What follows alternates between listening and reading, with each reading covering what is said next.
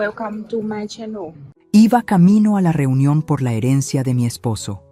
Cuando subí al auto, un hombre sin hogar corrió y gritó: «Señora, no encienda ese coche, su nuera». Se me hieló la sangre, pero cuando llegué a la reunión, la sanguijuela se desmayó al verme. Estaba a punto de encender el motor cuando lo escuché. Un grito desgarrador que atravesó la mañana como un cuchillo. «Señora, no encienda ese coche». Mis manos se congelaron sobre el volante. El corazón me golpeó el pecho con tanta fuerza que pensé que se me saldría. Giré la cabeza y lo vi. Un hombre sucio, desaliñado, con la ropa rasgada y el cabello grasiento pegado a la frente. Corría hacia mí con los brazos extendidos, como si intentara detener una tragedia. «Su nuera estuvo aquí anoche». Sentí que el aire se me escapaba de los pulmones. «¿Adriana? ¿Mi nuera Adriana había estado cerca de mi auto? ¿En la madrugada?». El hombre golpeó la ventanilla con las palmas abiertas, dejando manchas de tierra sobre el cristal. Sus ojos, hundidos y enrojecidos, me miraban con una urgencia que no podía ignorar. No era la mirada de un loco. Era la mirada de alguien que había visto algo terrible. «No lo encienda, por favor. Vi lo que hizo». Bajé la ventanilla apenas unos centímetros, con la respiración entrecortada. ¿Qué viste?», susurré. Él retrocedió un paso, temblando. Ella y un hombre de traje. Abrieron el capó. Traían una bolsa pequeña. Yo estaba ahí, en la esquina. Nadie me ve, pero yo sí veo todo. Mis dedos soltaron las llaves. Cayeron sobre mi regazo con un ruido metálico que sonó demasiado fuerte en el silencio que siguió. Todo empezó a tener sentido de una manera horrible. Julián, mi esposo, había muerto hacía apenas 3 semanas. Un infarto fulminante, dijeron los médicos, pero yo sabía que algo no cuadraba. Julián era fuerte, cuidaba su salud. No bebía, no fumaba. Y de repente, se desvaneció en el hospital, rodeado solo por Adriana. Solo por ella. Y ahora este hombre, este desconocido que vivía en las sombras de la ciudad, me decía que mi nuera había tocado mi auto en plena noche. «¿Por qué me lo dices?», le pregunté, todavía con la voz rota. Él bajó la mirada. «Porque su esposo fue bueno conmigo una vez, me dio comida cuando todos me escupían. Y anoche lo soñé. Me dijo que la cuidara a usted». Se me llenaron los ojos de lágrimas. Julián, siempre tan noble, siempre tan generoso. Y ahora, incluso desde donde estuviera, intentaba protegerme. Salí del auto con las piernas temblando. El sol de la mañana me golpeó la cara, pero sentí frío. Un frío que venía desde adentro. Caminé hasta el frente del coche. Abrí el capó con manos torpes y lo que vi me quitó el aliento. Un cable estaba cortado, no roto, cortado, con precisión. Y junto al motor, escondida entre las piezas metálicas, había una pequeña bolsa de plástico con un líquido transparente que olía a gasolina. Mi cuerpo entero comenzó a temblar. Si hubiera encendido ese motor, si hubiera presionado el acelerador, todo habría explotado. Yo habría explotado. Me dejé caer contra el auto, con las rodillas flojas y la vista nublada. Adriana quería matarme. Mi propia nuera, la mujer que abrazaba a mi hijo cada noche, la que me sonreía en cada cena familiar, la que me llamaba Mamá Elvira con esa voz dulce y falsa, había intentado asesinarme. Y lo peor de todo, tenía que ir a la notaría. Esa misma mañana, a la lectura del testamento de Julián. Ella estaría ahí, sonriendo, esperando, creyendo que yo nunca llegaría. Si esta historia te atrapó desde la primera palabra, suscríbete a este canal para seguir descubriendo relatos de vida que te harán sentir, reflexionar y nunca olvidar. Cerré el capó con fuerza, sequé mis lágrimas con el dorso de la mano y miré al hombre que acababa de salvarme la vida. «¿Cómo te llamas?», le pregunté. «Todos me dicen el Flaco, señora». «Gracias, Flaco. Gracias por escuchar a Julián». Saqué todo el efectivo que tenía en mi bolso. No era mucho, pero era algo. Se lo puse en las manos. Vuelvo pronto, y cuando vuelva, quiero que me cuentes todo lo que viste, cada detalle. Él asintió, apretando los billetes contra su pecho como si fueran oro. Llamé a un taxi. No iba a arriesgar mi vida en ese auto. No todavía. Pero mientras el taxi avanzaba por las calles de la ciudad, una certeza fría y dura se instaló en mi pecho. Adriana había cometido un error. Me había subestimado. Creía que yo era solo una viuda vieja, débil, fácil de eliminar. Pero estaba equivocada, porque ahora yo sabía, y una mujer que sabe es peligrosa. La notaría me esperaba, mi nuera me esperaba, y yo iba a entrar por esa puerta como si nada hubiera pasado. Pero por dentro ya estaba en guerra, y esta vez no iba a perder. La sala de la notaría olía a papel viejo y a café recalentado. Las paredes color beige, los cuadros con marcos dorados, el escritorio de caoba. Todo parecía diseñado para dar solemnidad al momento. Pero yo no sentía solemnidad. Sentía náusea. Adriana ya estaba ahí cuando llegué, sentada junto a mi hijo Marcelo, con las piernas cruzadas y esa sonrisa perfecta que siempre usaba como máscara.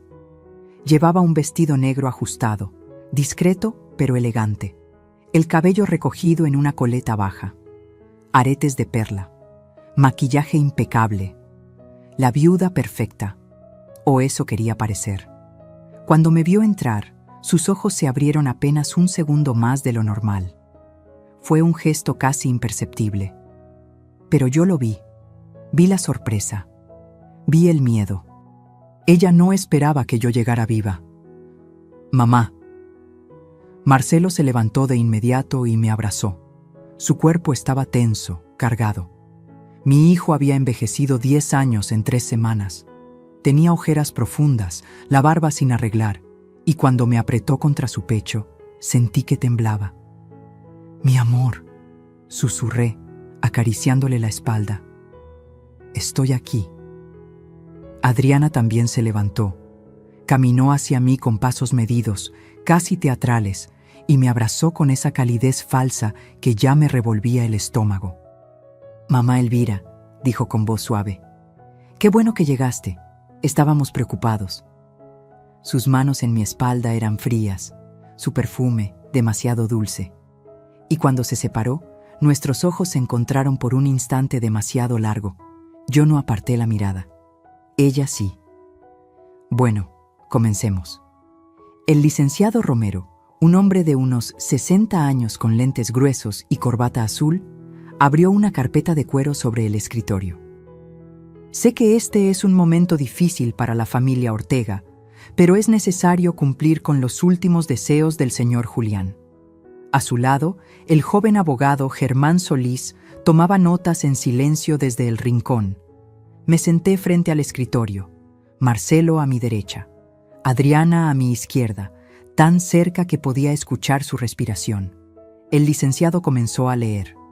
Al principio, todo parecía normal. La casa principal quedaba a mi nombre. Las cuentas bancarias personales, también.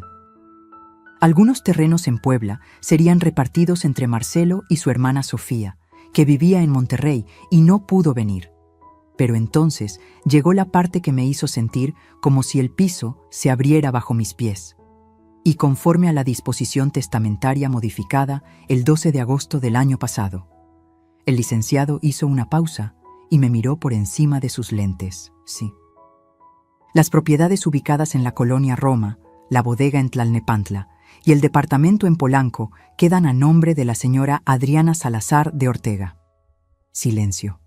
Un silencio tan pesado que podía sentirlo aplastándome el pecho. ¿Qué? Mi voz salió apenas como un susurro. El licenciado carraspeó incómodo. Fue una modificación hecha por el señor Julián 3 meses antes de su fallecimiento, firmada ante notario. Aquí está la documentación. Empujó unos papeles hacia mí. Mis manos temblaban tanto que apenas podía sostenerlos. Ahí estaba, la firma de Julián, su nombre, la fecha. Pero algo no cuadraba. Julián jamás me habría ocultado algo así. Jamás habría dejado propiedades millonarias a nombre de Adriana sin siquiera mencionármelo. Éramos un equipo, siempre lo fuimos. Mamá, papá me lo comentó. La voz de Marcelo sonó cansada, casi derrotada. Dijo que Adriana había sido un gran apoyo para él en los últimos meses, que quería asegurar nuestro futuro. Me giré hacia mi hijo con el corazón desgarrado. ¿Y tú lo sabías? ¿Lo sabías y no me dijiste nada? Marcelo bajó la mirada. No quería preocuparte. Pensé que papá te lo diría cuando fuera el momento. Adriana puso su mano sobre la de Marcelo. Un gesto posesivo, territorios marcados. Elvira, yo sé que esto es una sorpresa, dijo con esa voz controlada, casi compasiva. Pero Julián confiaba en mí. Él sabía que yo cuidaría de Marcelo, y de ti también, por supuesto. Sus palabras eran veneno envuelto en terciopelo. Me levanté de la silla. Las piernas me pesaban como si cargara piedras. Necesito aire. Salí de la sala antes de que alguien pudiera detenerme. El pasillo de la notaría era estrecho y frío. Me apoyé contra la pared, intentando respirar, intentando pensar. 3 propiedades, millones de pesos, a nombre de Adriana. Y ella había intentado matarme esa misma mañana. ¿Por qué? ¿Qué más quería? ¿Qué más le faltaba por quitarme? La respuesta llegó clara, brutal. Ella quería todo. Escuché pasos detrás de mí. Era Adriana. Salió de la sala con esa sonrisa inquebrantable, como si nada en el mundo pudiera tocarla. Elvira, entiendo que estés sorprendida, pero esto es lo que Julián quería. Deberíamos respetar su voluntad, ¿no crees? La miré fijamente. Cada músculo de mi cuerpo estaba tenso. ¿Tú estuviste cerca de mi auto anoche? Su sonrisa vaciló. Solo por un segundo, pero fue suficiente. ¿Qué? No, ¿por qué habría de...? Alguien te vio. Sus ojos se endurecieron. La máscara comenzaba a resquebrajarse. No sé de qué hablas, Elvira. Tal vez el estrés te está afectando. Deberías descansar. Se dio la vuelta y regresó a la sala, dejándome sola en ese pasillo helado. Pero algo había cambiado en mí. Ya no tenía miedo. Tenía claridad. Adriana había planeado todo esto. Manipuló a Julián. Falsificó documentos. Intentó matarme. Y ahora, frente a un notario, estaba cobrando su botín. Pero cometió un error. Me dejó viva. Y yo iba a usar cada segundo que me quedara para desenmascarar su traición, recuperar lo que era mío y hacer que pagara por lo que le hizo a Julián. Regresé a la sala. Me senté. Firmé lo que tenía que firmar. Pero por dentro ya había comenzado la guerra. Y esta vez iba a pelear hasta el final. Los días siguientes fueron una pesadilla silenciosa. Regresé a mi casa, esa casa que Julián y yo construimos juntos hace 30 años, y todo me parecía diferente. Las paredes ya no me protegían. Los muebles, los cuadros, las fotos enmarcadas, todo parecía susurrarme la misma pregunta. ¿Qué pasó realmente? No podía dormir, no podía comer. Cada vez que cerraba los ojos, veía la bolsa de gasolina escondida en el motor. Veía la sonrisa de Adriana. Escuchaba su voz dulce y venenosa. Y entonces comenzaron los rumores. Fue en el mercado donde lo escuché por primera vez. Había ido temprano a comprar verduras, intentando mantener algo de normalidad en mi vida destrozada. La señora Lupita, que vende chiles y jitomates en el puesto de la esquina, me saludó con esa sonrisa incómoda que la gente pone cuando no sabe qué decir. «Doña Elvira, qué gusto verla. ¿Cómo está?» «Aquí, Lupita. Poco a poco». Ella asintió, pero su mirada evitaba la mía. Acomodó los jitomates en la charola, nerviosa. «Oiga, ¿es cierto que...?» Se detuvo. Tragó saliva. «No, perdón. No debería meterme». Algo en mi pecho se tensó. «¿Qué es cierto, Lupita?» Ella bajó la voz, acercándose apenas. «Dicen que don Julián no murió de infarto, que algo raro pasó en el hospital. Me quedé helada. La bolsa de verduras casi se me cae de las manos. ¿Quién dice eso? Es que la gente habla, doña Elvira. Dicen que su nuera iba todos los días al hospital, sola, y que los doctores nunca supieron explicar bien qué pasó. Un hombre tan sano. Así nomás. Hizo un gesto con la mano, como si algo se desvaneciera en el aire. No le respondí. Pagué, tomé mis cosas y salí de ahí con el corazón latiéndome en los oídos. Pero no terminó ahí. En la farmacia, la cajera me miró con lástima.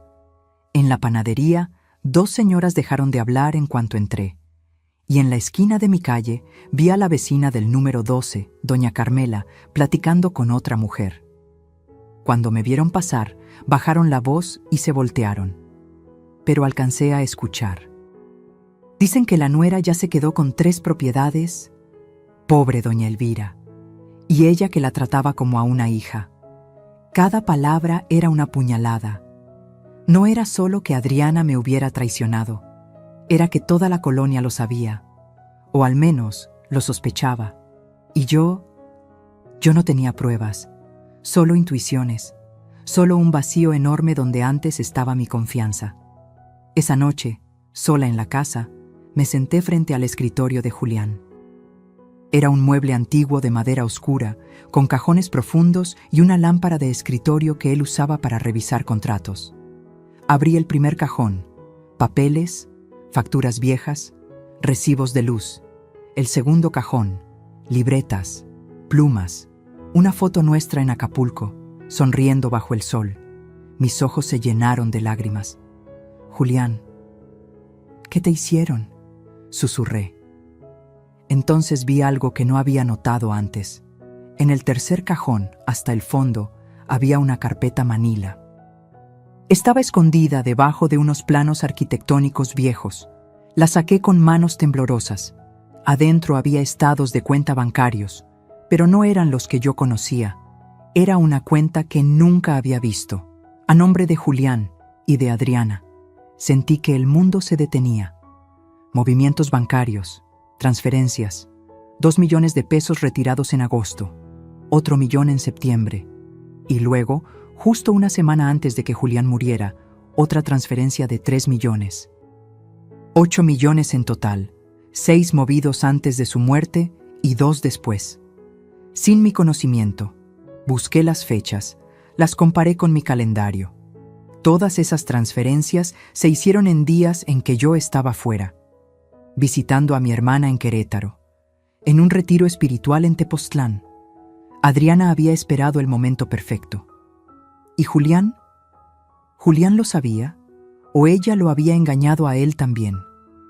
Mis manos temblaban tanto que los papeles se arrugaban entre mis dedos. Entonces sonó el teléfono. Era un número desconocido. Dudé, pero contesté. ¿Señora Elvira Montes? Sí, ¿quién habla? Soy el doctor Vargas. Trabajé en el Hospital San Rafael cuando su esposo estuvo internado. Mi respiración se cortó. ¿Qué necesita, doctor? Hubo una pausa larga, demasiado larga. Necesito hablar con usted, en persona. Hay algo que debió haberse investigado en su momento. Pero nadie quiso escucharme. El corazón me golpeaba tan fuerte que sentía el pulso en las sienes.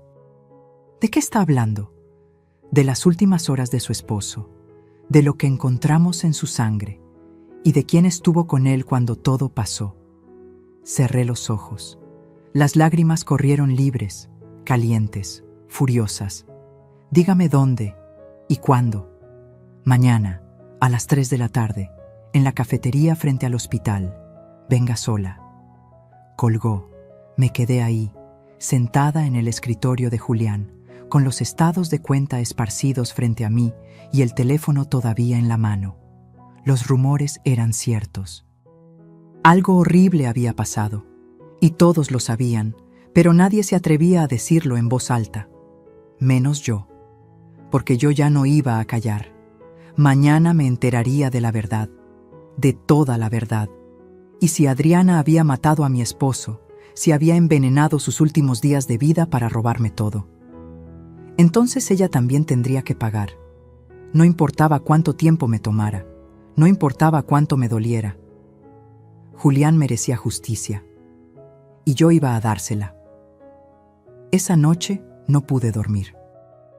Me quedé despierta en la cama, mirando el techo, recordando, intentando encontrar el momento exacto en que todo comenzó a desmoronarse. El momento en que Adriana dejó de ser la nuera cariñosa y se convirtió en esto. Y entonces lo vi claro. Fue hace 4 años. Marcelo llegó a casa un domingo con ella, colgada de su brazo, sonriendo como si hubiera ganado la lotería. Tenía 28 años entonces. Él, 32. Mamá, papá, quiero presentarles a alguien muy especial. Adriana entró a nuestra sala con pasos seguros, casi ensayados. Llevaba un vestido blanco con flores pequeñas, el cabello suelto cayendo en ondas perfectas sobre sus hombros. Tacones bajos, maquillaje natural, todo calculado para parecer inocente. Mucho gusto, señora Elvira. Me extendió la mano con una sonrisa cálida. Marcelo me ha hablado tanto de usted. Julián quedó encantado desde el primer momento. ¡Qué muchacha tan educada!, me dijo después cuando ellos se fueron. Y se nota que quiere a nuestro hijo. Yo no dije nada, pero algo en mi estómago no estaba tranquilo. Tal vez fue la forma en que sus ojos recorrieron la casa cuando entró, no con curiosidad, con evaluación, como si estuviera midiendo cada mueble, cada cuadro, cada centímetro de nuestra vida. Tal vez fue la manera en que tocó el jarrón de porcelana de la entrada y preguntó, con esa voz dulce, ¿esto es antiguo? Debe valer una fortuna. O tal vez fue simplemente instinto de madre. Ese cosquilleo incómodo que te dice, esta persona no es lo que aparenta. Pero Marcelo estaba enamorado, y cuando un hijo está enamorado, las madres nos volvemos invisibles. Se casaron 6 meses después. Una boda grande, cara, que pagamos Julián y yo casi en su totalidad. Adriana dijo que su familia no podía aportar mucho porque venían de una situación humilde. Nosotros, por supuesto, entendimos, o eso creímos. Después de la boda, las cosas cambiaron poco a poco. Tan despacio que casi no lo notas. Como cuando una planta se marchita, no muere de golpe, se va apagando hoja por hoja. Primero fueron las cenas familiares.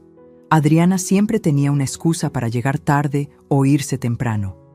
Tengo trabajo, me duele la cabeza. Marcelo y yo tenemos planes. Luego empezó a opinar sobre todo. Suegra, ¿no cree que esta sala necesita una renovación? Se ve un poco anticuada.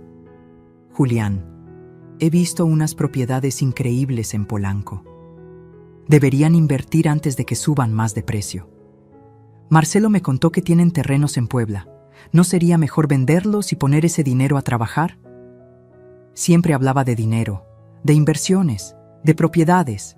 Y Julián, que era un hombre noble pero confiado, empezó a escucharla. Es inteligente, Elvira, me decía. Tiene visión para los negocios. Yo intenté advertirle, más de una vez. Julián, esa muchacha solo habla de dinero. ¿No te parece extraño? Él se reía. Estás exagerando, mi amor. Solo quiere ayudar. Pero yo no exageraba. Recuerdo el día en que encontré una tarjeta de crédito en el bolsillo de la chamarra de Julián. Una tarjeta que no reconocí. La revisé. Estaba a nombre de él, pero Adriana era la usuaria adicional. Gastos, cientos de miles de pesos en ropa, restaurantes, viajes, todo pagado por mi esposo. Cuando lo confronté, Julián se puso incómodo. Le presté la tarjeta un par de veces, para emergencias. ¿Emergencias? Le mostré el estado de cuenta. ¿Un bolso de 50,000 pesos es una emergencia? Elvira, por favor, es la esposa de nuestro hijo. ¿Qué quieres que haga? ¿Que le diga que no? Esa fue la primera vez que peleamos por ella, y no fue la última. Adriana comenzó a visitar a Julián en su oficina. Solo para pedirle consejos, decía Marcelo. Pero yo sabía que había algo más. Veía cómo mi esposo llegaba a casa cada vez más callado, más distante. Un día lo encontré en su estudio, con la cabeza entre las manos. ¿Qué pasa, mi amor? Nada. Estoy cansado. Julián, háblame. Él levantó la vista. Sus ojos estaban cansados, tristes. Firmé unos papeles que tal vez no debí firmar. Mi corazón se detuvo. ¿Qué papeles? Adriana me pidió que le ayudara con una inversión. Dijo que era urgente, que Marcelo estaba preocupado por el futuro. Yo solo quería ayudar. ¿Cuánto? 2 millones. Sentí que el piso se abría bajo mis pies. Julián. ¿Estás loco? Ya sé que fue una estupidez, pero ella dijo que lo devolvería, que era solo temporal. Por supuesto, nunca devolvió nada, y cuando intenté hablar con Marcelo, él me defendió a ella. Mamá, estás siendo injusta. Adriana no es así. Tú no la conoces como yo. Marcelo, abre los ojos. Esa mujer está usando a tu padre. ¡Ya basta! Su voz explotó en la sala. Siempre has desconfiado de ella, desde el primer día. ¿Sabes qué? Adriana tenía razón. Dijo que nunca me aceptaría ser feliz. Esas palabras me rompieron, porque no eran las palabras de mi hijo, eran las palabras de ella, saliendo de su boca. Adriana lo había envenenado, no con sustancias, con ideas, con mentiras, con esa habilidad terrible que tienen algunas personas para hacerte dudar de tu propia realidad. Y mientras yo perdía a mi hijo, Julián se enfermaba. Empezó con cansancio, luego mareos, luego dolores de estómago que los doctores no lograban explicar. ¿Es estrés?, decían. Descanse más. Pero yo sabía que no era estrés, porque cada vez que Adriana lo visitaba, Julián empeoraba. Hasta que un día, en el hospital, mientras yo estaba en Querétaro visitando a mi hermana enferma, Julián tuvo un paro cardíaco fulminante, y la única persona que estaba con él en ese momento era Adriana. Ahora, sentada en mi cama, con las sábanas frías y la casa en silencio, entendí todo. Adriana no había entrado a esta familia por amor. Había entrado a destruirnos. Y lo peor de todo, lo había logrado. Pero todavía quedaba una cosa que no pudo quitarme: mi voluntad de pelear. Mañana me reuniría con el doctor Vargas. Mañana sabría la verdad sobre lo que pasó en ese hospital. Y cuando tuviera las respuestas, Adriana descubriría que subestimó a la mujer equivocada. Porque una madre puede perdonar muchas cosas, pero nunca perdonará a quien le arrebató al amor de su vida. Y yo acababa de decidir que el perdón ya no era una opción. A la mañana siguiente desperté con una certeza helada en el pecho. Necesitaba pruebas, necesitaba algo concreto, tangible, que no pudiera ser ignorado o desechado como paranoia de viuda. Algo que incluso Marcelo no pudiera negar. Y ese algo estaba en mi cochera. Bajé las escaleras todavía en bata, con el cabello recogido en una trenza despeinada. El sol apenas comenzaba a colarse por las ventanas, tiñendo todo de naranja pálido. La casa olía a café viejo y a silencio. Me preparé una taza de té que no me tomé. Mis manos temblaban demasiado. A las 8 de la mañana llamé a don Servando. Él había sido el mecánico de confianza de Julián por más de 20 años. Un hombre de 60 y tantos, con manos manchadas de grasa y una honestidad a prueba de todo. Si alguien podía decirme la verdad sobre lo que había en mi auto, era él. «Doña Elvira», su voz sonó sorprendida al otro lado de la línea. «¿Cómo está? Cuánto lo siento por don Julián». «Gracias, Servando. Necesito que vengas a mi casa. Es urgente. ¿Le pasa algo al coche?» «No lo sé. Eso es lo que necesito que me digas». Hubo una pausa. «Voy para allá». Llegó media hora después, en su camioneta destartalada que olía a aceite quemado y a cigarro. Traía su caja de herramientas y esa expresión seria que ponía cuando las cosas eran importantes. «Muéstreme el auto, doña». Lo llevé a la cochera. Mi sedán gris estaba estacionado en el mismo lugar donde lo dejé después del grito del flaco. No lo había tocado desde entonces, no me había atrevido. Servando se agachó frente al capó, lo abrió con cuidado y durante varios minutos no dijo nada. Solo revisaba, tocaba, movía cables. Su ceño fruncido se fue haciendo cada vez más profundo. «Dios santo», murmuró. Mi estómago se contrajo. «¿Qué pasa?» Él sacó una linterna pequeña de su bolsillo y alumbró hacia el motor. Luego se volteó hacia mí con una expresión que nunca le había visto. Miedo puro. «Doña Elvira, ¿usted encendió este coche después de estacionarlo aquí?» «No. Alguien me advirtió que no lo hiciera». Gracias a Dios. Se limpió las manos en un trapo sucio y me hizo una seña para que me acercara. «Venga, mire esto». Me acerqué, aunque cada paso me costaba trabajo. No quería ver, pero tenía que hacerlo. Servando señaló un cable cortado limpiamente, casi quirúrgicamente. Este es el cable que conecta el sistema de encendido con la bomba de combustible. Está cortado, no roto. Cortado con algo filoso. Una navaja, probablemente. Sentí que la garganta se me cerraba. ¿Y eso qué significa? Que alguien quería que el auto no arrancara de inmediato, que usted insistiera, que lo intentara varias veces. ¿Por qué? Él sacó algo con unas pinzas. Era una bolsa plástica de 8 por 5 centímetros, con mezcla volátil colocada sobre el múltiple de escape. El cable de ignición estaba seccionado con cuchilla. Un montaje compatible con ignición secundaria y explosión instantánea. Mi respiración se detuvo. ¿Qué habría pasado si yo hubiera insistido en encenderlo? Servando me miró directo a los ojos. El calor habría derretido la bolsa, el líquido habría caído sobre el motor caliente, y con las chispas del arranque, hizo una pausa. Habría explotado, doña Elvira. Usted habría explotado. Las piernas me fallaron. Tuve que apoyarme contra la pared de la cochera para no caer. El mundo daba vueltas. ¿Estás seguro? Completamente. Esto no es un accidente. Esto no es vandalismo de algún chamaco idiota. Esto es... Tragó saliva. Intento de asesinato. Las palabras quedaron suspendidas en el aire, pesadas como piedras. Intento de asesinato. Alguien había querido matarme.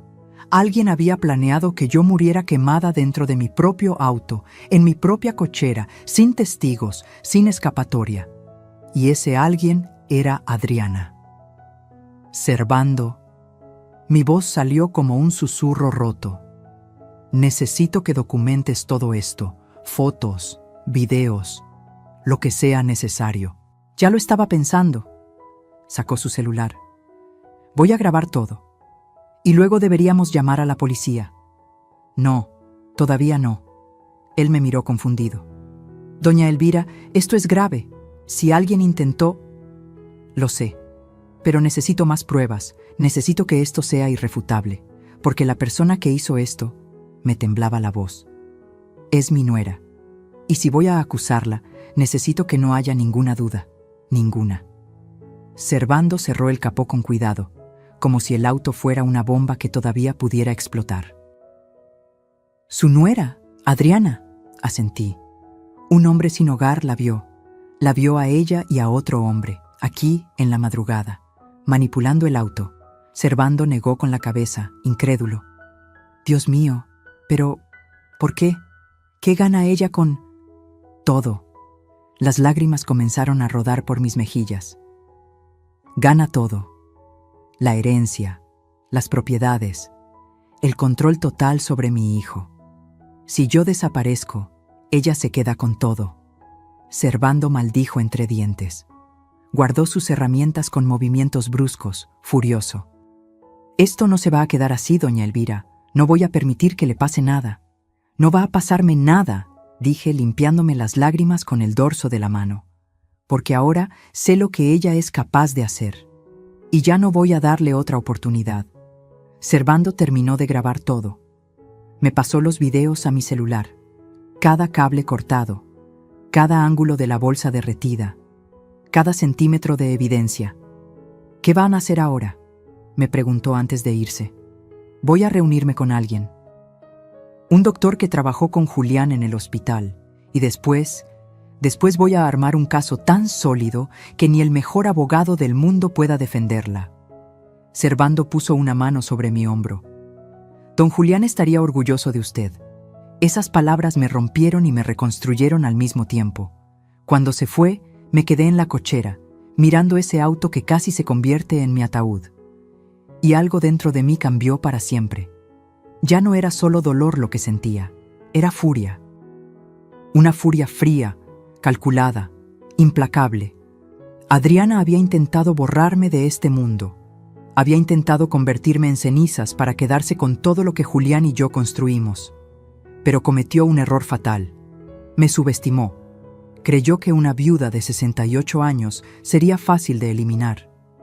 Creyó que nadie me escucharía. Creyó que podía salirse con la suya.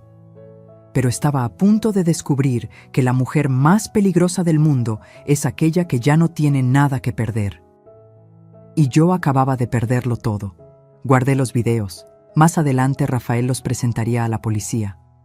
Ahora solo me quedaba una misión: hacer justicia.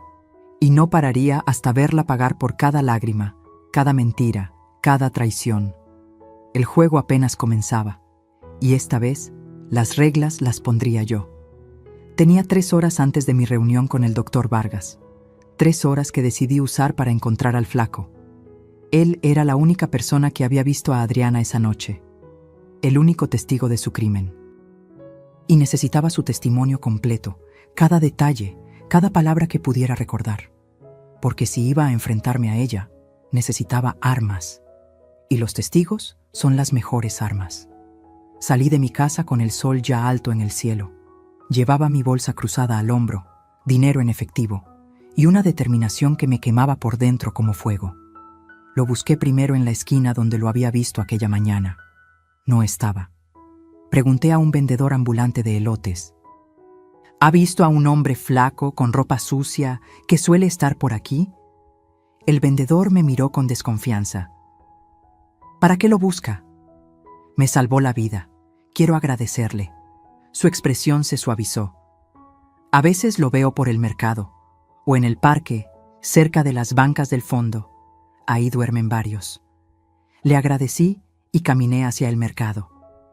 Mis piernas ya no eran tan fuertes como antes, pero la urgencia me daba fuerza. Pasé por los puestos de frutas, de carnes, de pan. El olor a tortillas recién hechas se mezclaba con el de las flores y el pescado. Y entonces lo vi. Estaba sentado en el suelo, recargado contra la pared trasera del mercado, con una bolsa de plástico a su lado. Tenía la cabeza gacha, los ojos cerrados. Por un momento pensé que dormía, pero cuando me acerqué, levantó la vista. Sus ojos me reconocieron al instante. «Señora», murmuró intentando levantarse. «No, no, quédate ahí». Me agaché frente a él, ignorando el dolor en mis rodillas. «Vine a buscarte». Él parpadeó, confundido. ¿A mí? Sí, necesito que me cuentes todo lo que viste esa noche, todo, sin omitir nada. El flaco tragó saliva. Sus manos temblaban. «Ya le dije, señora. Vi a su nuera y a un hombre. Pero necesito más. ¿A qué hora exactamente? ¿Cómo era ese hombre? ¿Qué más hicieron?» Él bajó la mirada, nervioso. «Yo no quiero problemas». Saqué mi cartera y puse 5 billetes de 500 pesos en su mano. Sus ojos se abrieron como platos. «No es por problemas. Es por justicia. Ese dinero es tuyo. Y habrá más si me ayudas a detenerla». Se quedó mirando los billetes como si no pudiera creer que fueran reales. Luego los guardó rápidamente en su bolsillo y respiró hondo. «Está bien, le cuento todo. Adelante». Fue como a las 2 de la mañana. Yo estaba ahí, en la esquina de su calle. Siempre duermo ahí porque hay menos policías que me corran. Estaba medio dormido cuando escuché un carro que se estacionaba cerca de su casa. Me asomé. Era un auto negro, elegante. Bajaron 2 personas, una mujer y un hombre. ¿Cómo era el hombre? Alto. Vestía traje oscuro, cabello corto. No pude verle bien la cara porque llevaba gorra, pero caminaba como alguien acostumbrado a mandar. ¿Me entiende? con la espalda derecha, sin miedo. Asentí, absorbiendo cada palabra. ¿Y la mujer? Esa sí la reconocí. La he visto antes en su casa. Es su nuera. Llevaba pantalones negros y una chamarra con capucha, pero la vi bien cuando pasó bajo el farol. Era ella, seguro. ¿Qué hicieron? Se acercaron a su coche. El hombre abrió el capó. No sé cómo. Tal vez traía herramientas. Estuvieron ahí como 10 minutos. Ella alumbraba con el celular. Él metía las manos en el motor. Hablaban bajito, pero yo alcanzaba a escuchar un poco. ¿Qué decían? El flaco cerró los ojos concentrándose. Ella decía, ¿ya está? Y él respondió, sí, pero tienes que asegurarte de que lo intente encender varias veces. Si no, no funcionará. Y ella dijo, lo hará. Siempre es terca. Y luego se rieron. La sangre se me heló en las venas. Terca. Ella me conocía. Sabía que si mi auto no encendía a la primera, insistiría. 1, 2, 3 veces, hasta que explotara. ¿Algo más? Mi voz salió apenas como un hilo. Sí, antes de irse, ella le dio algo, un sobre, y el hombre dijo, con esto quedamos a mano. Luego subieron al auto y se fueron. ¿Viste las placas? No, señora, estaba muy oscuro, pero el auto era un BMW, de esos nuevos, negro, con rines cromados. Abrí mi bolso y saqué mi celular. ¿Podrías reconocer al hombre si lo volvieras a ver? Tal vez. No sé. Como le digo, no le vi bien la cara. ¿Y si te muestro fotos? Puede ser. Empecé a pensar. ¿Quién era ese hombre? ¿Un cómplice? ¿Un amante? ¿Alguien a quien Adriana le pagaba para hacer su trabajo sucio? Flaco, necesito que hagas algo por mí. Algo muy importante. Él me miró con esos ojos cansados pero atentos. Dígame. Quiero que vengas conmigo a un lugar seguro. Voy a pagarte un cuarto de hotel por unos días y necesito que escribas todo lo que me acabas de contar, con todos los detalles que recuerdes. ¿Puedes hacerlo? Yo no escribo muy bien, señora. No importa, yo te ayudo, pero necesito que tu testimonio quede registrado, porque llegará el momento en que tendrás que repetir esto frente a otras personas. ¿Entiendes? Él asintió lentamente. ¿Frente a la policía? Tal vez. ¿O frente a un juez? El flaco se puso pálido. Señora, yo no puedo meterme en esas cosas. Tengo antecedentes, robos pequeños, nada grave, pero si me ven en una corte, no te va a pasar nada. Le puse una mano sobre el hombro. Te lo prometo, yo te voy a proteger. Pero necesito que me ayudes, porque esa mujer no solo intentó matarme a mí, también mató a mi esposo, y si no la detenemos, lo volverá a hacer. Sus ojos se llenaron de algo parecido a la compasión. Su esposo fue bueno conmigo, me trató como persona, no como basura. Entonces, ayúdame a hacer justicia por él. Hubo un largo silencio. El ruido del mercado continuaba a nuestro alrededor. Voces, risas, el golpeteo de los cuchillos contra las tablas de madera. Pero en ese pequeño rincón, solo estábamos él y yo, conectados por una verdad terrible. Finalmente, el flaco asintió. Está bien, lo haré. Le ayudé a levantarse. Era más ligero de lo que pensaba, pura piel y huesos. Lo llevé a un hotel modesto pero limpio, cerca del centro. Pagué por una semana. Le compré ropa nueva, jabón, comida. Y esa tarde, sentados en la pequeña habitación con olor a detergente, escribimos juntos su testimonio. Cada palabra, cada detalle, cada segundo de esa noche maldita. Cuando terminamos, le tomé una foto con mi celular, sosteniéndolo en sus manos. Su firma al final. Guárdalo bien, le dije. Este papel puede cambiar todo. Él lo dobló con cuidado y lo metió debajo del colchón. Señora, ¿de verdad cree que esto sirva de algo? Lo miré directo a los ojos. Flaco, tú eres la única persona en el mundo que vio lo que ella hizo. Eres invisible para la sociedad, lo sé, pero en este momento eres la persona más importante de mi vida, porque tú tienes la verdad, y la verdad siempre, siempre termina ganando. Él sonrió por primera vez, una sonrisa rota, pero real. Gracias por creerme, señora. Gracias a ti por tener el valor de hablar. Salí del hotel con el corazón más ligero. Tenía un testigo, tenía pruebas del auto. Y en una hora tendría las respuestas sobre lo que pasó en el hospital. Adriana había construido su imperio sobre mentiras, pero yo estaba a punto de derrumbarlo, pieza por pieza, hasta que no quedara nada. Llegué a la cafetería frente al hospital 15 minutos antes de las 3. Me senté en una mesa junto a la ventana, desde donde podía ver la entrada del San Rafael. Ese edificio blanco de 5 pisos que alguna vez me pareció un lugar de esperanza, ahora se veía como un mausoleo. Ahí dentro había muerto Julián. Ahí dentro, Adriana lo había dejado morir. Pedí un café que no me tomé. Solo lo sostuve entre mis manos, sintiendo el calor del vaso desechable, intentando calmar el temblor que no se iba. A las 3 en punto, un hombre entró a la cafetería. 50 y tantos años, cabello entrecano, bata médica debajo de una chamarra gris, lentes redondos, mirada seria. Me buscó con los ojos. Cuando me vio, asintió. Se acercó a mi mesa y extendió la mano. Señora Montes. Soy el doctor Vargas. Gracias por venir. Se sentó frente a mí, pidió un café negro y durante un momento no dijo nada. Solo me miraba, evaluándome, como si intentara decidir si yo era lo suficientemente fuerte para escuchar lo que tenía que decir. Finalmente habló. No debería estar aquí. Lo que voy a contarle podría costarme mi trabajo, tal vez incluso mi licencia. Pero no puedo seguir callando.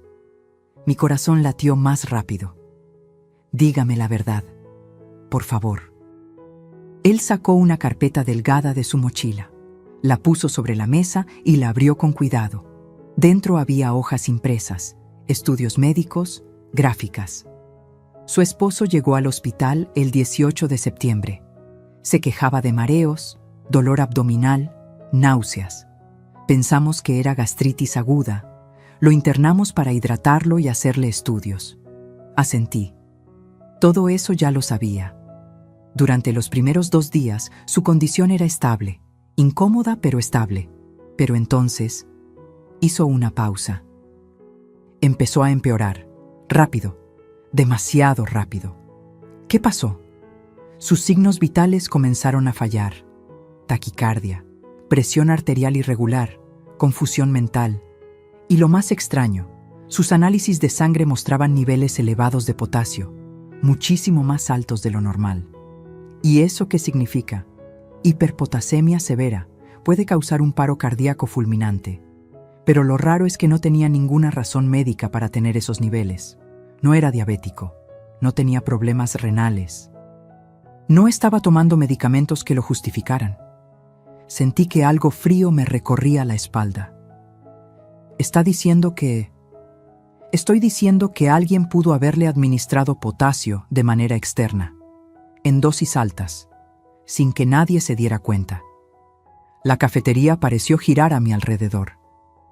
¿Quién? ¿Cómo? No lo sé. Pero sé quién tenía acceso ilimitado a su habitación. ¿Quién estuvo con él las últimas horas de su vida? ¿Quién estaba ahí cuando nadie más podía estar? Adriana. Él asintió lentamente. Su nuera. Sí. Me cubrí la boca con las manos. Las lágrimas brotaron sin control. No podía respirar. No podía pensar. Julián no había muerto de un infarto natural. Lo habían asesinado. Y yo no estuve ahí para protegerlo. ¿Por qué no dijo nada? Mi voz salió rota, desesperada. ¿Por qué no lo investigaron? El doctor Vargas bajó la mirada, avergonzado. Lo intenté. Hablé con el director del hospital. Le mostré los análisis. Le dije que algo no cuadraba. Pero él me dijo que no podíamos hacer acusaciones sin pruebas contundentes, que una autopsia necesitaba el consentimiento de la familia, y su nuera, ella se negó. El abogado Solís aconsejó que la cremación sería lo más digno y sanitario. Marcelo firmó confiando en su palabra. ¿Qué? Dijo que no quería profanar el cuerpo de su suegro, que era una falta de respeto, que Julián habría querido descansar en paz. Y su hijo la apoyó. Cerré los ojos. Marcelo. Mi propio hijo había bloqueado la investigación sin saberlo. Entonces lo cremaron, susurré. Sí. Y con eso se perdió cualquier posibilidad de demostrar lo que pasó. Me quedé en silencio. El ruido de la cafetería se sentía lejano, irreal. Voces, tazas chocando, el vapor de las máquinas de café. Todo se sentía como un sueño del que no podía despertar. Doctor, ¿usted cree que ella lo hizo? Él me miró directo a los ojos. Sí, creo que su nuera envenenó a su esposo. No puedo probarlo. Pero en 25 años de carrera, he visto muchas muertes. Y esta no fue natural. Las lágrimas rodaron libres por mis mejillas. ¿Cómo lo hizo? Pudo ser con suplementos de potasio. Son fáciles de conseguir. Se venden sin receta. En dosis normales son inofensivos. Pero en dosis altas, mezclados en comida o bebida, son letales. Y lo peor, dejan muy poco rastro, especialmente si el cuerpo es cremado. Me sentí vacía, como si alguien me hubiera arrancado el alma. Él confiaba en ella, dije con voz temblorosa. Julián confiaba en todo el mundo. Era su mayor virtud y su perdición. Lo siento mucho, señora Montes. ¿Puedo quedarme con estos documentos? Él empujó la carpeta hacia mí. Son copias. Úselas como necesite. Si esto llega a un juicio, yo declararé. No me importa lo que me pase. Su esposo merece justicia. Le apreté la mano con fuerza. Gracias. No sabe cuánto significa esto para mí. Cuando el doctor Vargas se fue, me quedé sentada en esa cafetería durante casi 1 hora. No podía moverme. No podía llorar más. Solo estaba ahí, mirando por la ventana, viendo a la gente entrar y salir del hospital. Familias preocupadas, enfermos caminando despacio, doctores con prisa, y yo, una viuda de 68 años, cargando el peso de una verdad insoportable. Julián había sido asesinado. Mi esposo, el amor de mi vida, el padre de mis hijos, había sido envenenado lentamente por la mujer en la que confiamos, la mujer que llamábamos familia. Y lo peor de todo, mi hijo seguía sin creerme. Marcelo me había dicho paranoica. Me había dicho que dejara de inventar cosas. Me había dicho que Adriana era inocente. ¿Cómo le dices a un hijo que su esposa es una asesina? ¿Cómo destruyes su mundo para salvar la verdad? Me levanté de la mesa. Pagué. Salí a la calle. El aire frío de la tarde me golpeó la cara, pero no lo sentí. Caminé sin rumbo durante un rato. Pasé frente a una iglesia. Dudé. Hacía años que no entraba a una, pero algo me empujó adentro. El interior estaba casi vacío. Solo una señora mayor rezando en la primera fila y el olor a incienso flotando en el aire. Me senté en una banca del fondo y miré hacia el altar. Julián, susurré. No pude protegerte. Perdóname. Las lágrimas volvieron, silenciosas, amargas. Pero te juro por lo que más quiero que ella va a pagar. Te lo juro. Aunque me cueste todo lo que me queda, ella va a pagar. Salí de la iglesia con los ojos hinchados, pero con algo nuevo en el pecho. Propósito. Ya no era solo dolor lo que sentía, era determinación. Adriana había destruido a mi familia, había matado a mi esposo, había intentado matarme a mí. Pero cometió un error fatal, me subestimó. Creyó que una mujer mayor, sola, sin poder, sería fácil de eliminar. Pero se equivocó. Porque el dolor puede romperte, o puede convertirte en algo más fuerte de lo que jamás imaginaste. Y yo acababa de decidir que mi dolor no me iba a destruir. Iba a ser mi arma. Y con esa arma iba a hacer justicia, aunque fuera lo último que hiciera en esta vida. Esa noche no dormí. Me quedé despierta en la mesa del comedor, rodeada de papeles, fotos, documentos bancarios, todo extendido como las piezas de un rompecabezas macabro. Y yo, en el centro, intentando armar la imagen completa de la traición. Pero sabía que no podía hacerlo sola. Necesitaba ayuda profesional, alguien que supiera moverse en las sombras, alguien que pudiera encontrar lo que yo no podía ver. Y conocía a la persona perfecta, Rafael Cedeño. Había sido socio de Julián hace más de 15 años, en los primeros proyectos de construcción. Un hombre brillante, meticuloso, con esa habilidad rara de ver lo que otros ignoran. Pero después de un problema legal que casi lo arruina, Rafael dejó el mundo de los negocios y se dedicó a otra cosa: investigación privada. Julián siempre decía que Rafael tenía olfato de sabueso, y yo necesitaba exactamente eso. Lo llamé a las 7 de la mañana. ¿Elvira? Su voz sonó sorprendida. ¿Cuánto tiempo? Lo siento mucho por Julián. Era un gran hombre. Gracias, Rafael. Necesito verte. Es urgente. Hubo una pausa. ¿Estás bien? No, pero voy a estarlo. ¿Puedes reunirte conmigo hoy? Dime dónde. 2 horas después estábamos sentados en un restaurante discreto en la Colonia Condesa. Rafael llegó con un portafolio de cuero gastado y esa mirada penetrante que siempre me había intimidado un poco. 52 años, cabello corto con canas en las sienes, barba de 3 días, traje oscuro sin corbata. Se sentó frente a mí y fue directo al grano. ¿Qué necesitas? Le conté todo, cada palabra, cada detalle, el grito del flaco, el cable cortado, la bolsa con gasolina, el testamento modificado, los rumores del pueblo, la reunión con el doctor Vargas, el envenenamiento, las transferencias bancarias. Rafael no me interrumpió ni una sola vez. Solo escuchaba, tomando notas en una libreta pequeña con una pluma negra. Sus ojos nunca dejaron de mirarme. Cuando terminé, cerró la libreta y exhaló lento. Esto es grave, Elvira, muy grave. Lo sé.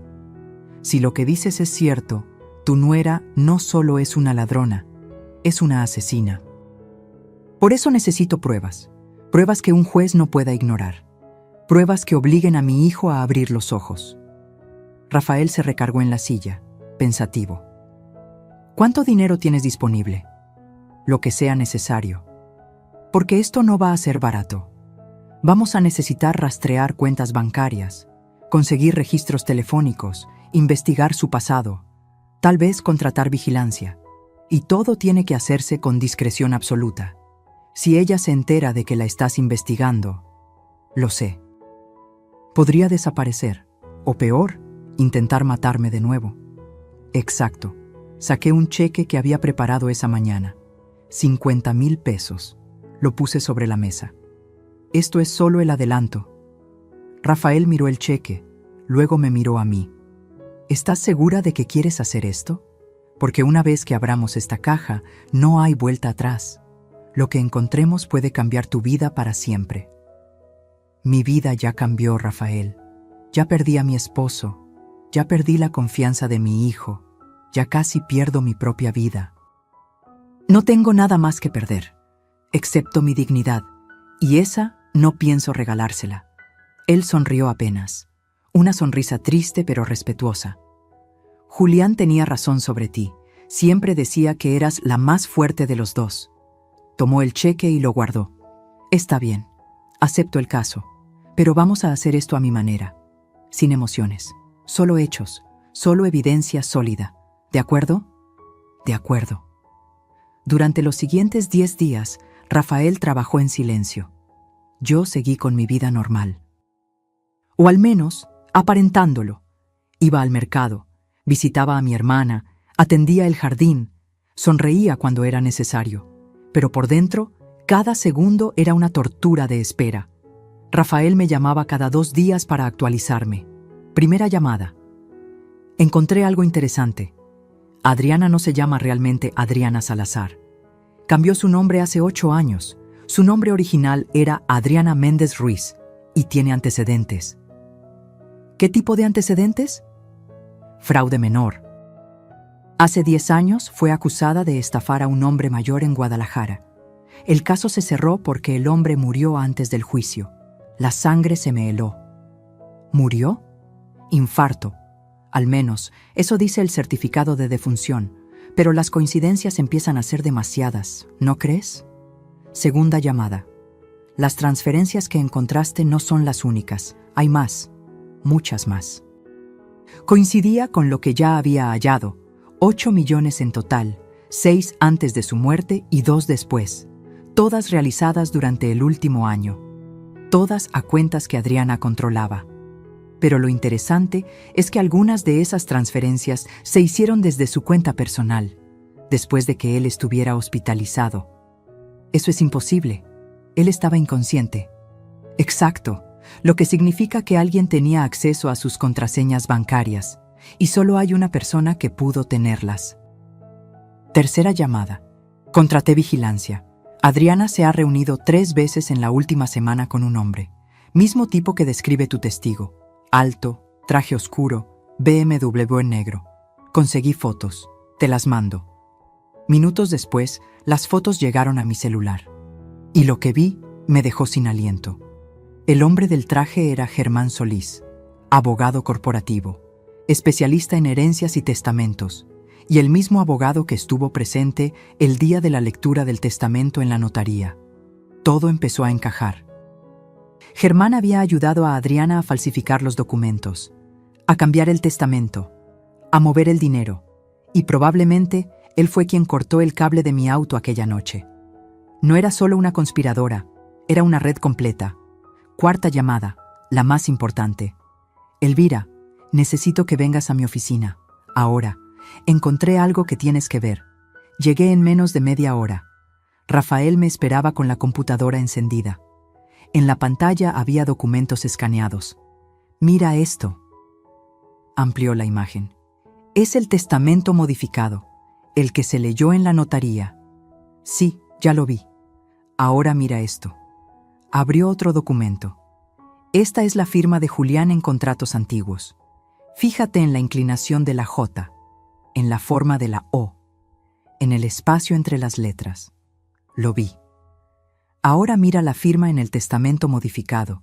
La comparación era evidente. No era la misma firma. Era buena, muy buena, casi perfecta, pero no era idéntica. Es falsa, susurré. Correcto. Julián nunca firmó ese testamento. Alguien lo hizo por él, y ese alguien es muy profesional.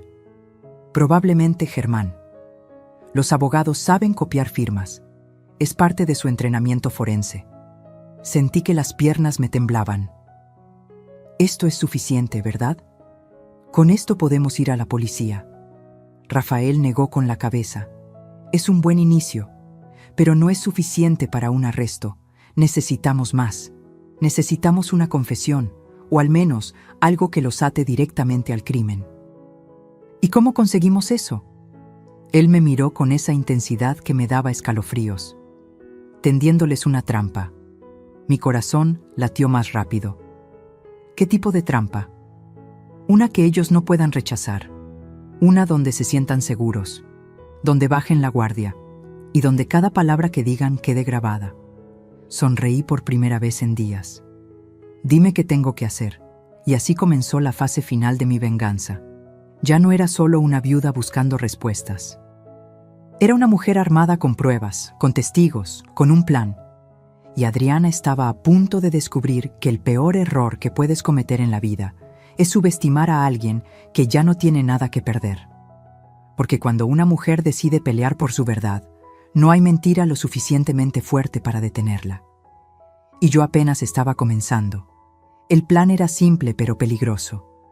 Rafael lo diseñó con precisión quirúrgica. Cada detalle, cada movimiento, cada palabra que yo tendría que decir. Tienes que hacerla sentir que ganó, me explicó en su oficina. Que ya no eres una amenaza, que te rendiste. Solo así bajará la guardia. ¿Y cómo hago eso? Llamándola, invitándola a cenar, diciéndole que quieres hacer las paces, que estás cansada de pelear, que quieres firmar la repartición de bienes en paz y seguir adelante con tu vida. La sola idea de fingir amabilidad con ella me revolvía el estómago. No sé si pueda. Rafael puso una mano sobre mi hombro. Sé que es difícil, pero es la única manera. Si la confrontas directamente, huirá. O peor, contratará mejores abogados y enterrará todo. Necesitamos que se sienta segura, que hable. Y cuando hable, la atraparemos. Respiré hondo. ¿Y las cámaras? Voy a instalar 3. Una en la sala, escondida en el reloj de pared, otra en el comedor, en la planta decorativa, y una más en la cocina, por si acaso. Audio de alta definición, video en HD. Todo irá directo a un servidor encriptado. Aunque destruyan las cámaras, la grabación estará a salvo. ¿Y si no dice nada incriminatorio? Lo hará. La gente como Adriana no puede resistir presumir, especialmente cuando creen que ganaron. Tú solo tienes que provocarla sutilmente, hacerle preguntas casuales, dejar que su ego haga el resto. Me dio una lista de frases clave que debía mencionar durante la cena. Frases como: Julián siempre confió en ti. Nunca entendí por qué cambió tanto en sus últimos meses. A veces me pregunto qué pasó realmente en el hospital. El auto. Qué suerte que no lo encendí ese día. Cada una diseñada para sembrar duda, para provocar reacción, para que Adriana no pudiera evitar defenderse o, mejor aún, justificarse. Practiqué frente al espejo durante 2 días. Sonrisa amable, voz cansada pero reconciliadora, gestos de derrota. Tenía que ser perfecta, porque si ella sospechaba algo, todo se vendría abajo. Finalmente, un jueves por la tarde, la llamé. Mi mano temblaba cuando marqué su número. ¿Elvira? Su voz sonó sorprendida. Adriana, hola, ¿cómo estás? Bien. ¿Y tú? No esperaba tu llamada. Lo sé. Yo necesito hablar contigo, y con Marcelo, pero sobre todo contigo. Hubo una pausa cautelosa. ¿De qué se trata? Quiero que vengan a cenar a mi casa, este sábado. Necesito hacer las paces. Estoy cansada de todo este dolor, de las peleas, de la desconfianza. Julián no habría querido esto. Podía escuchar sus engranajes mentales funcionando al otro lado de la línea. ¿Estás segura? Totalmente. Quiero firmar los papeles pendientes, cerrar este capítulo y seguir adelante. Todos merecemos paz, ¿no crees? Su voz se suavizó. Creyó que había ganado. Me parece perfecto, Elvira. Marcelo va a estar feliz de escuchar esto. Ha estado muy preocupado por ti. Lo sé. Yo también estoy preocupada por él, por todos nosotros. Los espero a las 8. Prepararé algo especial. Ahí estaremos. Colgué y solté el aire que no sabía que estaba conteniendo. Rafael, que había estado escuchando desde el otro cuarto, entró con una sonrisa. Perfecto. Cayó completamente. Ahora solo falta que el sábado salga todo bien. Saldrá bien. Confía en el proceso. El viernes, Rafael llegó temprano a instalar las cámaras. Trabajó durante 3 horas, ajustando ángulos, probando audio, asegurándose de que todo quedara invisible pero funcional. Cuando terminó, me mostró cómo se veía desde su laptop. La sala, el comedor, la cocina, todo en pantalla dividida, imagen nítida, audio claro. Recuerda, me dijo antes de irse, mantén la calma, no la acuses de nada, solo deja que hable. La verdad siempre sale cuando la gente se siente cómoda. El sábado llegó como una tormenta silenciosa. Pasé el día cocinando.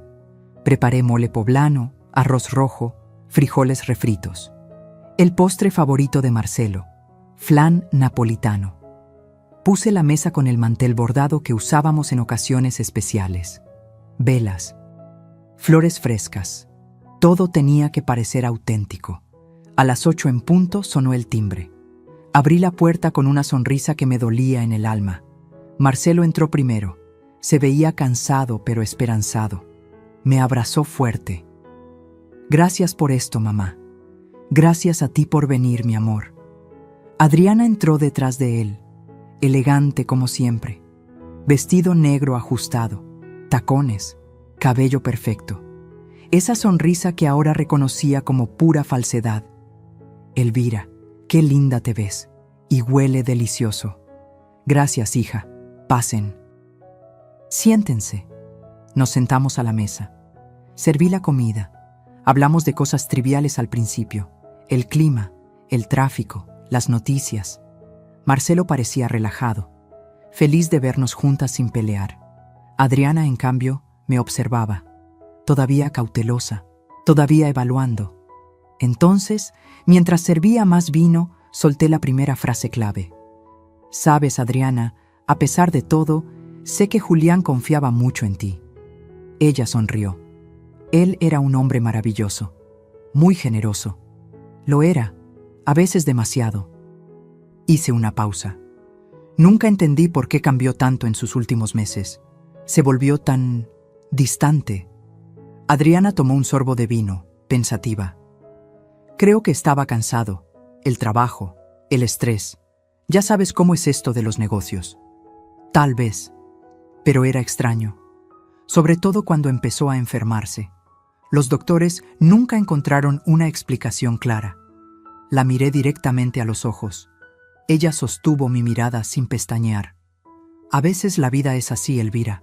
Injusta, inexplicable. Supongo que sí. Me limpié la boca con la servilleta. Me alegra que estuvieras con él en el hospital. No habría soportado que muriera solo. Alguien tenía que estar ahí.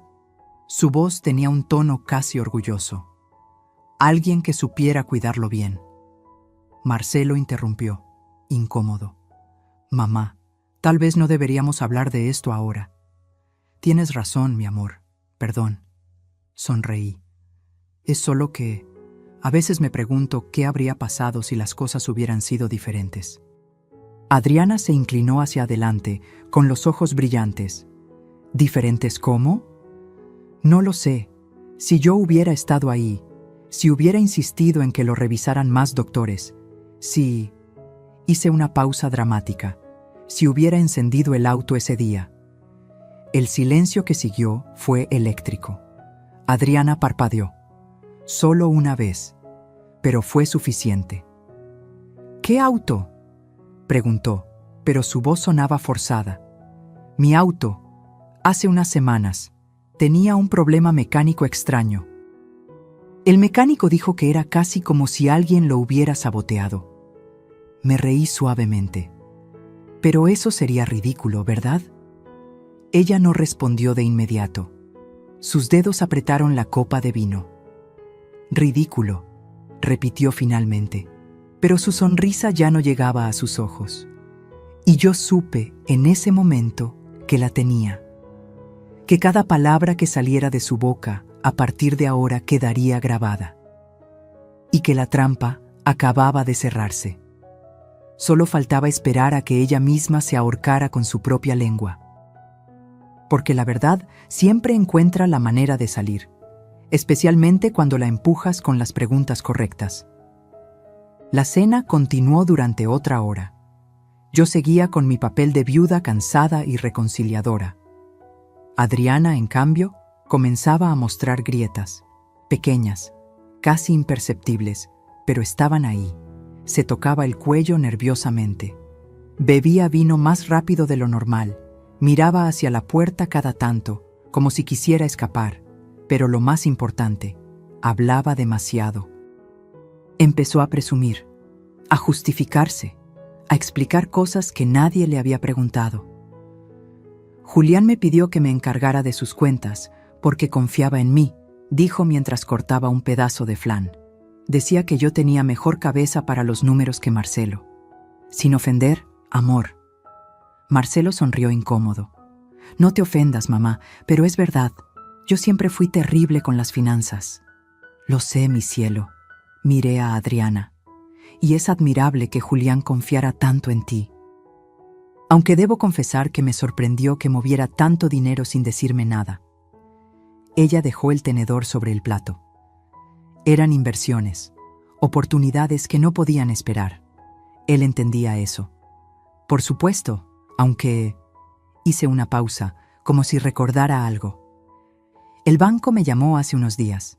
Dijeron que hubo transferencias después de que Julián estuviera en el hospital, inconsciente. Qué extraño, ¿no? Adriana se puso rígida. Deben estar equivocados. Los bancos cometen errores todo el tiempo. Tal vez. Sonreí dulcemente. O tal vez alguien tenía sus contraseñas. El silencio cayó como un yunque. Marcelo nos miraba confundido, sintiendo la tensión, pero sin entender su origen. Adriana, en cambio, me miraba fijamente. Sus ojos ya no eran dulces, eran duros, calculadores. Elvira, ¿a dónde quieres llegar con todo esto? A ningún lado, hija. Solo estoy tratando de entender cómo funcionaban las cosas, para cerrar este capítulo en paz, como dijimos. Ella no respondió. Solo tomó su copa de vino y la vació de un trago. Entonces decidí lanzar el golpe final. Sabes, conocí a alguien hace unas semanas, un hombre sin hogar. Me contó una historia muy interesante sobre una mujer y un hombre en traje negro que estuvieron cerca de mi auto una noche. La copa casi se le cae de las manos. ¿Qué? Sí. Qué coincidencia, ¿verdad? Justo la noche antes de que descubriera el problema mecánico. Adriana se puso de pie bruscamente. La silla rechinó contra el piso. No tengo que escuchar esto. Marcelo, nos vamos. Pero Marcelo también se había puesto de pie, mirándome con una mezcla de confusión y enojo. Mamá, ¿qué está pasando? ¿De qué hablas? Pregúntale a tu esposa, dije con voz tranquila pero firme. ¡Esto es ridículo! Adriana agarró su bolso. Tu madre está paranoica, Marcelo. Ya te lo dije. Necesita ayuda profesional. ¿Paranoica? Me levanté despacio, manteniendo la calma. ¿Sabes qué es gracioso, Adriana? Que una paranoica no tendría esto. Saqué mi celular y puse sobre la mesa las fotos que Rafael me había enviado. Adriana con Germán Solís. En restaurantes, en estacionamientos, en su auto. Los ojos de Marcelo se abrieron como platos. ¿Qué es esto? Tu esposa con el abogado que modificó el testamento de tu padre. El mismo abogado que estuvo presente en la lectura. El mismo hombre que, según mi testigo, la ayudó a sabotear mi auto. Adriana retrocedió, pálida. Eso no prueba nada. Germán es un colega, un amigo. Un amigo que te ayudó a robar 8 millones de pesos. Un amigo que falsificó la firma de Julián. Un amigo que intentó matarme. Mientes. ¿Quieres que llame al doctor que atendió a tu suegro? ¿El que encontró niveles anormales de potasio en su sangre? ¿El que sospechó que fue envenenado? Marcelo dio un paso atrás, como si lo hubieran golpeado. No, no puede ser. Adriana se volvió hacia él, con lágrimas falsas brotando de inmediato. Amor, no le creas. Está inventando todo. Está celosa. Siempre me ha odiado. Pero Marcelo la miraba diferente ahora, como si la viera por primera vez. Por un instante, su voz tembló. Yo solo quería que me respetaran. Siempre fui la invitada, nunca la dueña. Luego volvió a endurecerse. Tu padre era un idiota. ¿Es verdad? Su voz salió quebrada. ¿Envenenaste a mi padre? No. Claro que no. Esto es una locura. Respóndeme. Su grito resonó en toda la casa. Adriana abrió la boca. Luego la cerró. Sus ojos se movían de mí a Marcelo, buscando una salida que no existía. Y entonces hizo lo peor que pudo haber hecho. Sonrió. Una sonrisa fría, calculadora, vacía de cualquier pretensión de inocencia. Tu padre era un idiota, dijo con voz cortante. Un viejo tonto que firmaba lo que fuera con tal de que lo hicieran sentir importante. Fue tan fácil manipularlo que hasta daba risa. Marcelo retrocedió como si lo hubieran apuñalado. Dios mío. ¿Y sabes qué?, continuó Adriana, ahora sin freno. Me arrepiento de solo una cosa, de no haber terminado el trabajo con ella también. Me señaló con desprecio. Pero no te preocupes, todavía hay tiempo. Sacó algo de su bolso, un cuchillo pequeño, plateado, filoso. Marcelo gritó. Adriana, no. Pero ella ya se había lanzado hacia mí. No tuve tiempo de pensar, solo de reaccionar. Me moví hacia un lado. El cuchillo pasó rozando mi brazo, rasgando la manga de mi blusa. Y entonces la puerta principal se abrió de golpe. Rafael entró corriendo, seguido de 2 policías uniformados. ¡Al suelo! ¡Suelte el arma!, gritó uno de ellos mientras apuntaban a Adriana. Rafael, sin perder la calma, mostró a los agentes que las cámaras transmitían todo en tiempo real al servidor seguro. Adriana se quedó paralizada. El cuchillo cayó de sus manos. Su rostro pasó del odio al pánico en un segundo. Los policías la sometieron, la esposaron. Mientras la arrastraban hacia la puerta, ella gritaba. «Esto es trampa. Ella me provocó. Me tendieron una trampa». Rafael se acercó a mí. «¿Estás bien?», asentí, todavía temblando. «Lo grabaste todo, ¿verdad?». «Cada palabra, cada movimiento. Está en el servidor, irrefutable». Marcelo estaba sentado en el suelo, con la cabeza entre las manos, sollozando como un niño. Me arrodillé junto a él y lo abracé. «Lo siento, hijo, lo siento tanto». Yo no sabía». Su voz era un susurro roto. «Mamá, perdóname. No te creí. Pensé que estabas...». «Shh. Ya pasó, ya pasó». Los policías se llevaron a Adriana. Sus gritos se fueron apagando en la distancia. Rafael se acercó con una expresión seria. «Van a arrestar a Germán Solís también. Con las grabaciones y las pruebas bancarias, ambos van a pasar muchos años en prisión. ¿Y el testamento falso? Se invalidará. Todo regresará a como debió ser desde el principio. Las propiedades, el dinero, todo vuelve a ti y a tus hijos». Cerré los ojos. El alivio me golpeó como una ola. No era alegría lo que sentía. Era justicia. Julián podía descansar en paz. Y yo, finalmente, podía respirar. La pesadilla había terminado, pero sabía que las heridas tardarían mucho en sanar. Porque recuperar tu vida es una cosa, recuperar la confianza de tu hijo es otra. Y esa noche, abrazada a Marcelo en el piso de mi comedor, supe que el verdadero trabajo apenas comenzaba, no el de venganza, sino el de reconstrucción, y ese, descubriría después, era el más difícil de todos. Pasaron varias semanas desde aquella noche de la trampa. El tiempo ya no se medía en días, sino en audiencias y declaraciones. Los siguientes meses fueron un huracán de abogados, declaraciones, audiencias y papeles. Adriana fue acusada formalmente de fraude, falsificación de documentos, intento de homicidio y, aunque no pudieron probarlo completamente por la cremación del cuerpo, conspiración en la muerte de Julián. Germán Solís, el abogado cómplice, fue arrestado en su oficina 2 días después. Las pruebas eran abrumadoras, las grabaciones, las transferencias bancarias, y el testimonio del flaco, el hombre sin hogar que lo vio todo, selló la culpabilidad de ambos. No tuvieron defensa. El juicio duró 4 meses. Yo asistí a cada audiencia, sentada en la misma banca, con la misma ropa oscura, mirando fijamente a Adriana cada vez que entraba esposada a la sala. Ella nunca me devolvió la mirada. Su abogado intentó todo. Alegó locura temporal, luego manipulación psicológica, luego que yo la había provocado, que todo fue defensa propia. Pero las grabaciones no mentían, las cámaras no tenían sesgo, y el jurado, 12 personas que no la conocían, vieron lo mismo que yo había visto desde el principio. Una mujer sin escrúpulos, capaz de cualquier cosa por dinero. El día del veredicto, la sala estaba llena. Familiares, periodistas, curiosos atraídos por el escándalo. Marcelo estaba sentado a mi lado, pálido, con las manos entrelazadas sobre las rodillas. Había perdido tanto peso en esos meses que parecía otra persona. Cuando el juez pidió al jurado su veredicto, el silencio fue absoluto.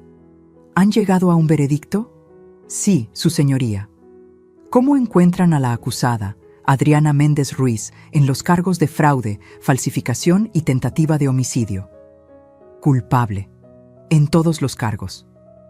Escuché a Marcelo soltar un suspiro tembloroso. Yo no sentí nada. Solo un vacío extraño, como si algo dentro de mí se hubiera apagado y no pudiera volver a encenderse. El juez golpeó el mazo. La sentencia será de 18 años de prisión sin posibilidad de libertad condicional antes de cumplir al menos 12 años. 18 años. Adriana tenía 32. Saldría a los 50, si es que salía. La vi levantarse, esposada, escoltada por 2 oficiales. Por un momento giró la cabeza hacia mí. Nuestros ojos se encontraron. No había rabia en su mirada. No había arrepentimiento, solo vacío. Y entonces la sacaron de la sala. Germán Solís recibió 15 años. Su carrera, destruida. Su reputación, en ruinas. Después de la sentencia, Rafael me esperaba en el pasillo del juzgado. Se hizo justicia, dijo. Yo asentí, pero no pude sonreír. ¿Por qué no me siento mejor? Él puso una mano sobre mi hombro. Porque la justicia no borra el dolor, Elvira, solo cierra el círculo. El resto lo tienes que hacer tú. Tenía razón. 2 semanas después, el testamento falso fue oficialmente anulado. Las 3 propiedades que Adriana había robado fueron devueltas a mi nombre. Los 8 millones de pesos que había movido fueron rastreados y recuperados. Todo lo que Julián construyó durante su vida volvió a donde siempre debió estar, con su familia legítima. Pero el dinero ya no me importaba. Lo que me importaba era otra cosa. Una tarde de domingo, Marcelo vino a visitarme. Traía flores, lirios blancos, mis favoritos. Nos sentamos en la terraza, bajo el sol suave de la tarde, con el sonido de los pájaros de fondo. Durante mucho tiempo no hablamos. Finalmente, él rompió el silencio. Mamá, nunca te voy a poder pedir suficiente perdón. No necesitas hacerlo. Sí necesito. Su voz se quebró. Te fallé. Fallé a papá. Dejé que esa mujer destruyera todo. Y lo peor es que no te creí. Te llamé paranoica. Te di la espalda cuando más me necesitabas. Puse mi mano sobre la suya. Estabas enamorado. Y el amor ciega. Lo sé mejor que nadie. No es excusa. No, pero es una explicación. Lo miré a los ojos. Hijo, Adriana no te engañó solo a ti. Nos engañó a todos. Era muy buena en lo que hacía. Demasiado buena. Y tú solo querías ser feliz. No hay nada de malo en eso. Las lágrimas rodaron por sus mejillas. ¿Cómo puedes perdonarme? Porque eres mi hijo, y porque sé que tu padre también te habría perdonado. Él te amaba, y donde quiera que esté, sé que solo quiere verte feliz. Marcelo se derrumbó. Lloró como no lo había hecho en años, y yo lo abracé, como cuando era niño, como cuando se caía y venía corriendo a buscar consuelo en mis brazos, porque eso nunca cambia. Un hijo siempre será tu hijo, sin importar cuánto tiempo pase, sin importar cuántos errores cometa. El amor de una madre no tiene condiciones. Ese mismo mes tomé una decisión. Vendí 2 de las propiedades que Adriana había intentado robar. Con ese dinero, creé un fondo fiduciario para mi nieto, el hijo de Marcelo, que apenas tenía 6 años. Un niño inocente que había perdido a su abuelo y ahora crecería sin madre. Quería asegurarme de que él estuviera protegido, de que tuviera un futuro, de que las mentiras de Adriana no arruinaran también su vida. El resto del dinero lo doné. Parte fue para el Hospital San Rafael, con la condición de que mejoraran sus protocolos de seguridad para pacientes vulnerables. Otra parte fue para un refugio de personas sin hogar, porque el flaco me había salvado la vida. Y si él, alguien invisible para la sociedad, pudo ser mi ángel guardián, entonces había miles como él que merecían una oportunidad. No lo hice por reconocimiento. Lo hice porque Julián habría hecho lo mismo, y porque finalmente entendí algo que me había tomado toda una vida aprender. La verdadera riqueza no está en lo que posees, está en lo que haces con lo que tienes. Está en cómo tratas a las personas que no pueden darte nada a cambio. Está en dormir tranquila sabiendo que hiciste lo correcto, aunque nadie te estuviera mirando. Una tarde, mientras organizaba el estudio de Julián, encontré una carta. Estaba escondida dentro de uno de sus libros favoritos, una carta que nunca envió, fechada 2 semanas antes de morir. Decía: Elvira, si estás leyendo esto, es porque algo me pasó. Necesito que sepas que cometí errores. Confié en la persona equivocada. Dejé que alguien entrara demasiado en mi vida, en nuestras finanzas, en nuestra familia. Y ahora tengo miedo. Miedo de lo que pueda pasar. Si algo me sucede, por favor, no confíes en nadie. Investiga.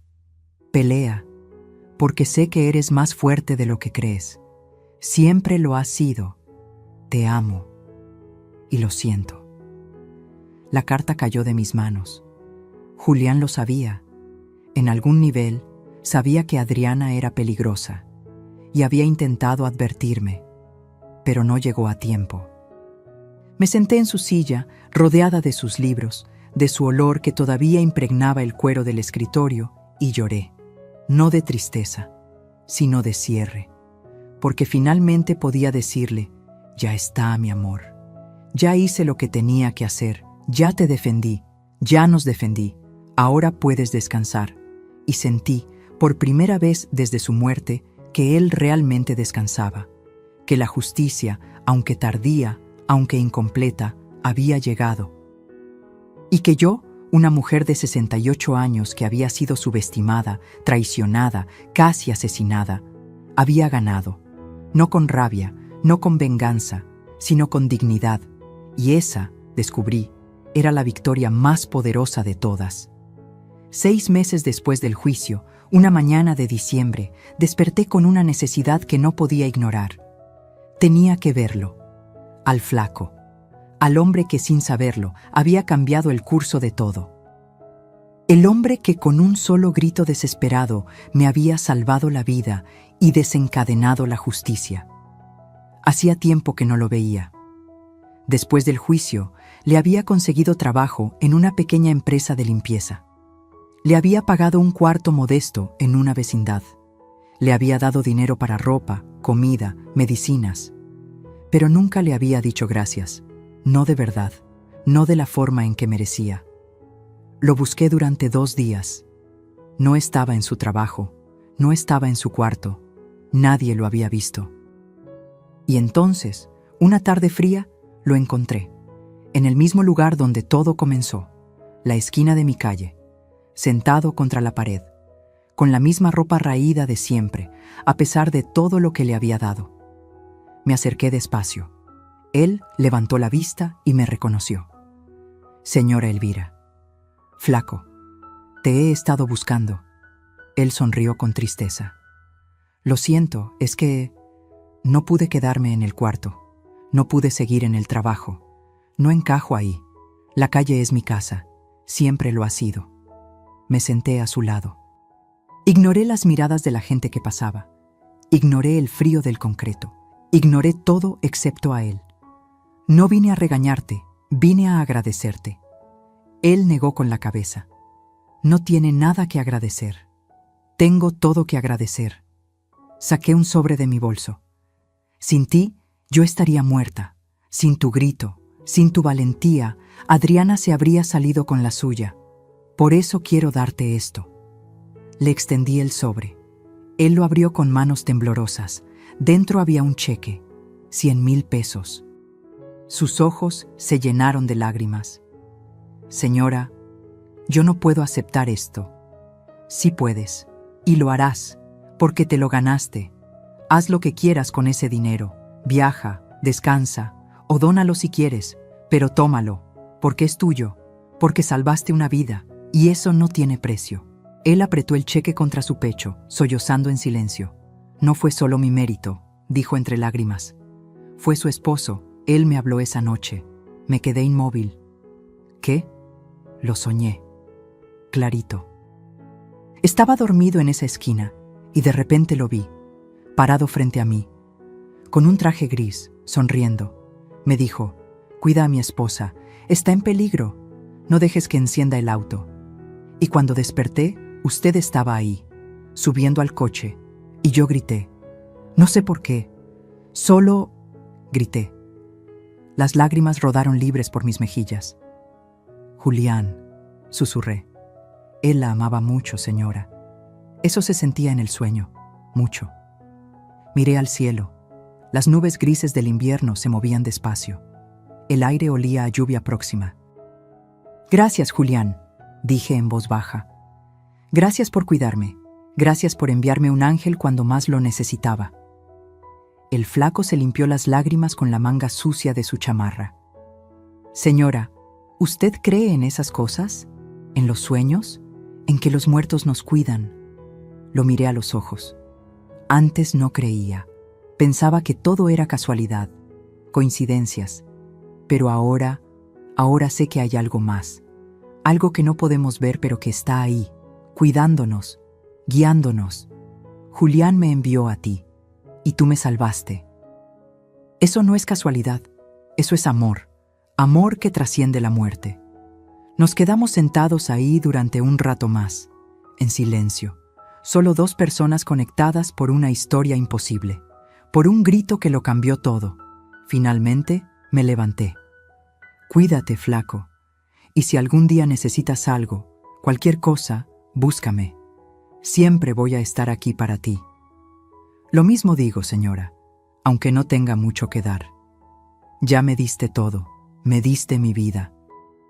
Caminé de regreso a mi casa, con el corazón más ligero de lo que había estado en meses. Cuando llegué, me senté en la terraza, el mismo lugar donde Julián y yo solíamos tomar café los domingos, donde planeábamos viajes que nunca hicimos, donde soñábamos con envejecer juntos, y aunque él ya no estaba físicamente, sentí su presencia, en el viento que movía las hojas del árbol de bugambilias, en el canto de los pájaros que él tanto amaba, en la calidez del sol que se colaba entre las nubes. Cerré los ojos y hablé. «Ya puedes descansar, mi amor. Ya todo está bien. Marcelo está sanando. Nuestro nieto está protegido. Adriana pagó por lo que hizo. ¿Y yo? Yo estoy en paz. Gracias por cuidarme. Gracias por no dejarme sola. Gracias por amarme tanto que encontraste la forma de salvarme incluso desde donde estés. Te amo. Siempre te amaré, hasta que nos volvamos a encontrar». Abrí los ojos, y justo en ese momento, una mariposa blanca se posó en el borde de la mesa. Se quedó ahí, inmóvil, como si me mirara, y luego voló, alto, hacia el cielo. Sonreí, porque supe que era él, diciéndome adiós, diciéndome que finalmente podía descansar. Y yo, una mujer de 68 años que había perdido a su esposo, que había sido traicionada por su familia, que había estado a segundos de morir. Yo había sobrevivido, no solo físicamente, sino con mi dignidad intacta, con mi amor propio recuperado, con mi verdad defendida. Y aunque el camino había sido doloroso, aunque las cicatrices todavía dolían, sabía algo con certeza absoluta: valió la pena. Porque la verdad siempre vale la pena, porque la justicia, aunque lenta, siempre llega, y porque una mujer que decide defender lo que es suyo, lo que es correcto, lo que es justo, esa mujer es imparable, y yo acababa de descubrir que siempre había sido esa mujer. Solo necesitaba que me quitaran todo para darme cuenta. Mi ambas safe for fin. Esta historia tocó mi corazón de una manera que nunca imaginé, porque me recordó que no importa cuántos años tengas, no importa cuántas veces te hayan subestimado, no importa cuánto dolor cargues, siempre, siempre tienes el poder de levantarte, de pelear por tu verdad, de reclamar tu dignidad. ¿Y tú? ¿Alguna vez has tenido que enfrentar una traición familiar? ¿Alguna vez tuviste que defenderte cuando nadie te creía? Déjame tu comentario. Cuéntame tu historia. Dime desde dónde me estás viendo, porque cada historia importa. Cada voz cuenta. Y juntos formamos una comunidad de personas que no se rinden. Si esta historia te conmovió, si te hizo sentir algo, si te dejó pensando, dale like, compártela con alguien que necesite escucharla. Y suscríbete para seguir compartiendo historias de vida reales que te recuerden que nunca, nunca estás solo. Porque la verdadera riqueza no está en lo que posees, sino en lo que no permites que te quiten. Y lo más valioso que tienes es tu dignidad. Nunca, nunca la vendas. Nos vemos en la próxima historia. Con cariño, tu narradora de historias que nunca se rinde.